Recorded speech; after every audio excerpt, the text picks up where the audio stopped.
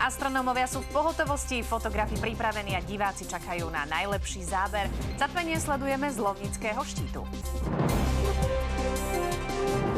Je 19 hodín, začínajú sa televízne noviny s Lenkou Vavrinčíkovou a Patrikom Švajdom.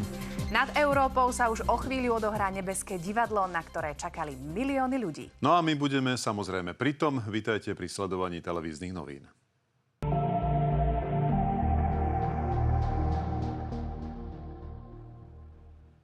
Dnes večer sú 100 000 objektívov nasmerované k oblohe. Slnko, mesiac a zem sa dnes stretnú v dokonalej súhre. Pred nami je vzácna chvíľa, keď sa nám slnko začne strácať priamo pred očami. Sledovať budeme jedno z najvýznamnejších zatmení slnka za posledné 10 ročia. Naša kolegyňa Roberta Nosko-Gregorová je priamo na Lovnickom štíte.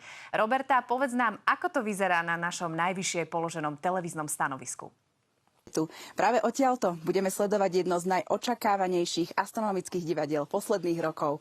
Za nami je jedno z najkrajších miest na Slovensku. O malú chvíľu sa však všetky pohľady uprú tam hore, na oblohu. Slnko sa pomaly blíži k horizontu a už čoskoro sa pred neho začne posúvať mesiac.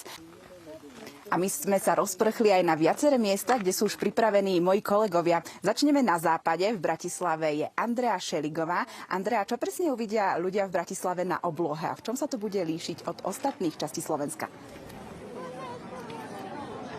Prajem príjemný večer z hradu Devín, kde sa aj my nachádzame. Ako máte možnosť vidieť, je tu naozaj obrovské množstvo ľudí, ktoré si prišlo pozrieť to nebeské divadlo, ktoré uvidíme týmto smerom. Slnko by nám malo zapadnúť v podstate smerom na veterné turbíny, ktoré vidíme za slovensko-rakúskymi hranicami. No a už keď bude tesne nad horizontom, tak uvidíme v podstate najväčšie zatmenie slnka, ktoré bude možné vidieť zo Slovenska, teda na približne 80%. Takže naozaj túto bude naozaj krásna podívaná, keď to takto môžem povedať. No a preto, aby si toto mohli ľudia pozrieť, tak sem prišlo odhadom približne nejakých až 1600 ľudí. Takže naozaj uvidíme to v podstate takto smerom na tie slovensko-rakúske hranice.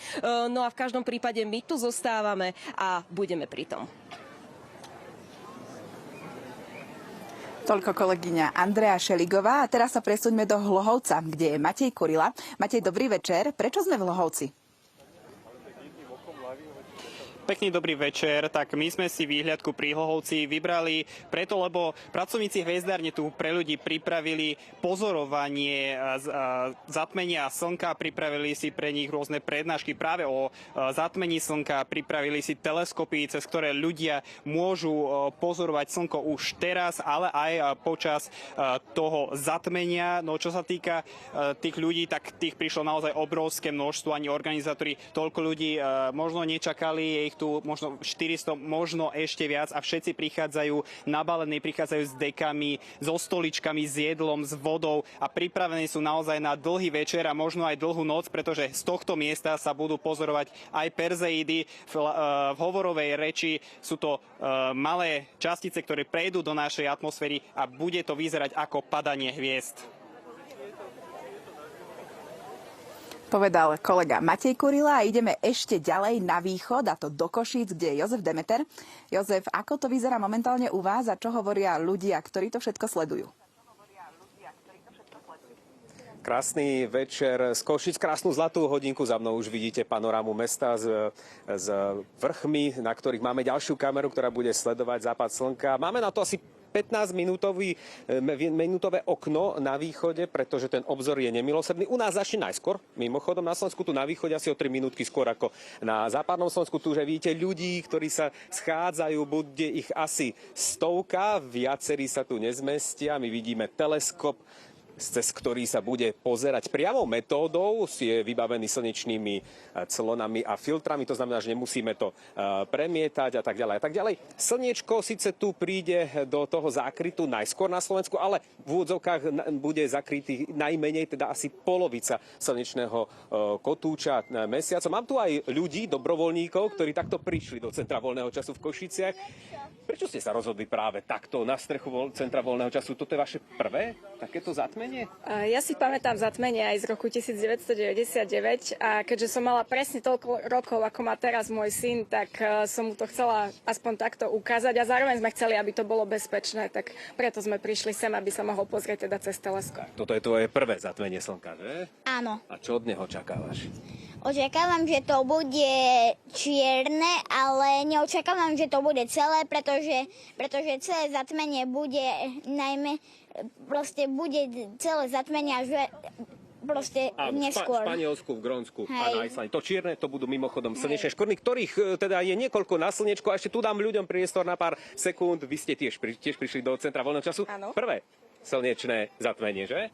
Hej. Tešíš sa? Hej. Slnečko nám pomaly zapadá za obzor, Áno. asi sa tešíte. Veľmi sa teším, ja si tiež pamätám, ako od malička sme pozorovali to zatmenie slnka a dneska to bolo tiež zaujímavé vidieť aj tie hviezdy, aj to zatmenie, aj z minulosti a teraz vlastne všetci čakáme na to, že aby to zatmenie prišlo aj sem do Košíc. Tak čakáme aj my na to, už o pár minút sa to teda začne tu na východe v Košiciach a my budeme pri tom, my sa ešte neskôr prihlásime.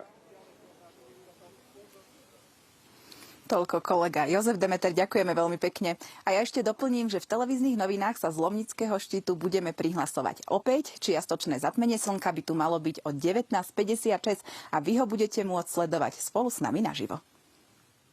Tak Roberta, ďakujeme. Tento výnimočný okamih si určite nenecháme ujsť. Poďme sa teraz pozrieť najskôr na západ Slovenska, konkrétne do Bratislavy, kde je redaktorka Andrea Šeligová. Andrea, tak koľko percent slnečného disku je v tejto chvíli v Bratislave zakrytých a koľko bude pri tamojšom maxime? V tejto chvíli to vychádza na približne takú tretinu toho priemeru slnka a už pri tomto vlastne množstve môžeme vidieť, že aj to svetlo je veľmi tlmené. Sme ako viacerí ľudia, ktorí tu sú, sa zhodli na tom, že nie je to taký typický západ slnka, na ktorý je človek zvyknutý. Aj tá atmosféra je tým pádom taká zaujímavá, až eterická, ak to tak môžem nazvať. No a čo sa týka toho vrcholu, tak ten by tu na Devíne mal prísť okolo 20. hodiny a 6. minúty a malo by to byť 80%, čo by malo byť teda najväčšia časť zatmenia viditeľná na Slovensku. Toľko kolegyňa Andrea Šeligová, ďakujeme. A teraz sa presuňme do Hlohovca, kde je kolega Matej Kurila. Matej, tak koľko percent slnka je v tejto chvíli zakrytých u vás a kam sa dostanete pri maxime? Pekný dobrý večer opäť z Hlohovca. Tak aktuálne je tu zakryté slnko no niečo menej ako polovicu. No blížime sa k tomu vrcholu, ktorý má byť o 8 hodine a 5 minúte. No a vtedy má byť to slnko zakryté na 77%. No je treba povedať, že tu si to prišli pozrieť stovky ľudí, a to od dospelých, starších, ale aj po mladšie ročníky a všetci sa tešia na to zatmenie slnka. Tak to bol kolega Matej Kurila, ďakujeme. A ideme ešte ďalej na východ do Košíc, kde je redaktor Jozef Demeter. A práve tu už sme prakticky na maxime. Jozef, tak ako vyzerá zatmenie u vás a čo naň hovoria ľudia, ktorí ho sledujú?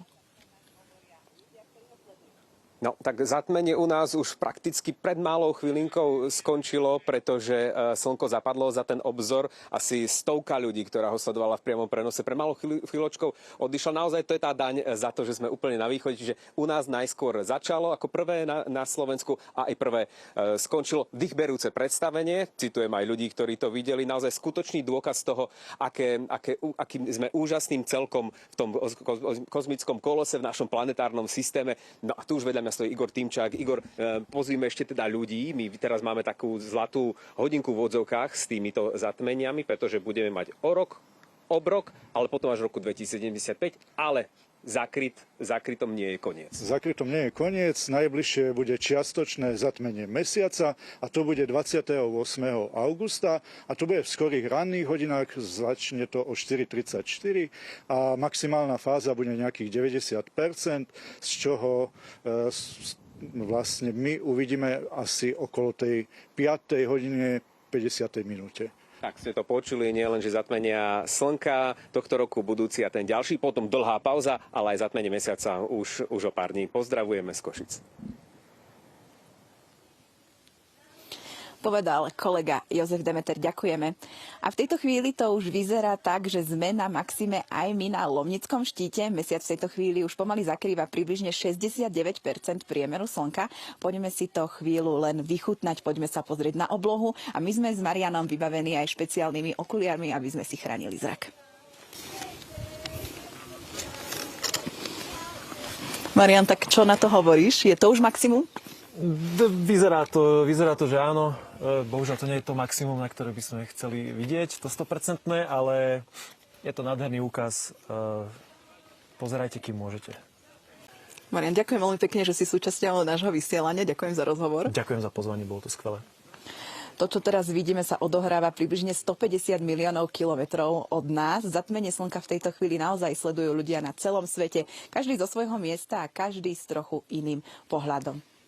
Televízne noviny sa v tejto chvíli ale končia. Naše mimoriadne vysielanie na TN Live však pokračuje. Ďalej budeme sledovať vývoj zatmenia, ukážeme vám ďalšie zábery zo Slovenska aj zo sveta a pokračovať budeme aj s rozhovormi so zaujímavými hostiami. Zostaňte s nami. Zatmenie pokračuje a my sme pritom naživo.